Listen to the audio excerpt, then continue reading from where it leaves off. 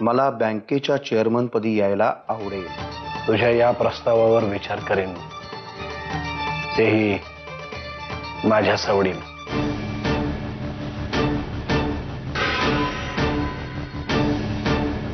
हो रे बाळा. दादा काय झालं, का रडतोय एवढा? तू जागा बाहेर.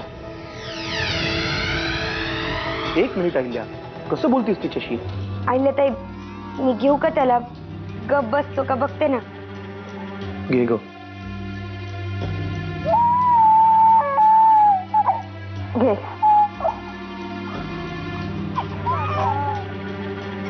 काय झालं बाबा, काय झालं, काय झालं?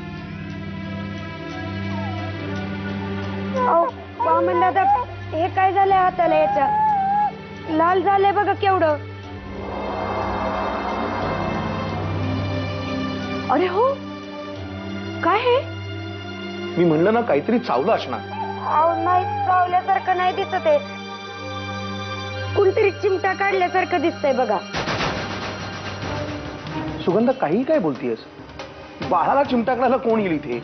अहो, मग अशी गणेश खेळत होता बाळाशी म्हणून म्हणलं. आता मात्र कळत झाला, गणेश कशाला त्याला चिमटा काढेल? का नाही काढणार? बहिणीने पढवून पाठवलं असेल तर काढेल ना तो. एक नंबर चालू आहे पोरका. त्याला इथे बोलवा आणि 2 कानाखाली वाजवून चांगला जाब विचारा. एक मिनिट, बास बास. आता त्याचं काय करायचं हे बघण्यापेक्षा बाळाला काय झालंय ते बघा. त्याला आधी औषध लावा, नंतर ही सगळी बडबड करू आपण. हा, थोडक्यात काय, तर गण्यानीच काढलाय बाळाला चिमटा. गणेश, तो त्या खोलीत आला होतास आणि तू युवराजला चिमटा काढलास? काही काय बोलते वामन दादा, मी उलट बाळाशी खेळत होतो. म्हणजे आमच्या खोलीत आला होतास? काय झालं वामन दादा, काय झालं?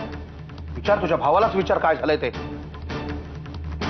जानकी ताई, वामन दादा म्हणतायत की मी त्यांच्या बाळाला चिमटा काढलाय.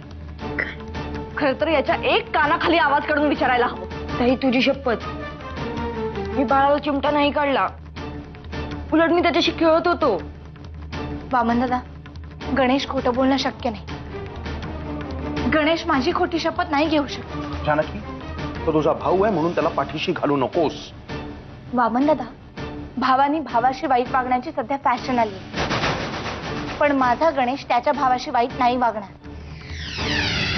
खानदानी बायकांनी एवढ्या मोठ्या आवाजात बोलायचं नसतं.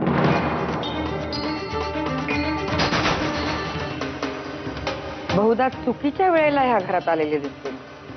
नाही नाही प्रभाताई, तसं नाही. प्रभाताई, हवं तर मी तुमची माफी मागते. ताई, तू कशाला माफी मागतेस? मी काही केलेलंच नाहीये. गण्या, हाच आवाज तू स्वतःवर चढवायला हवा होता. प्रभाताई, आपण निघायचं का? हो, चल. मला खरं बाळाला पाहायचंय. मी त्याच्यासाठीच आले इथे.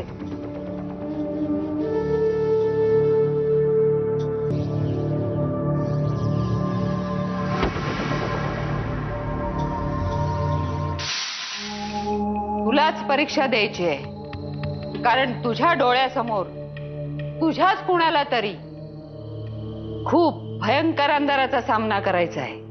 एक चाललीये अंधारातून प्रकाशाकडे आणि एक चाललीये प्रकाशाकडून अंधाराकडे. भवानी बाई, माझ्या नवऱ्याची या घरातली किंमत वाढायला हवी आणि त्यासाठी त्यांना बँकेचं चेअरमन पद मिळायलाच. तू त्याची काळजी करू नको. आता मी आली आहे ना, आणि वामन एकटा नाहीये. पुन्हा आपण त्याचं नाव उगाचच नाही सुचवत, त्याची योग्यताच आहे तेवढी.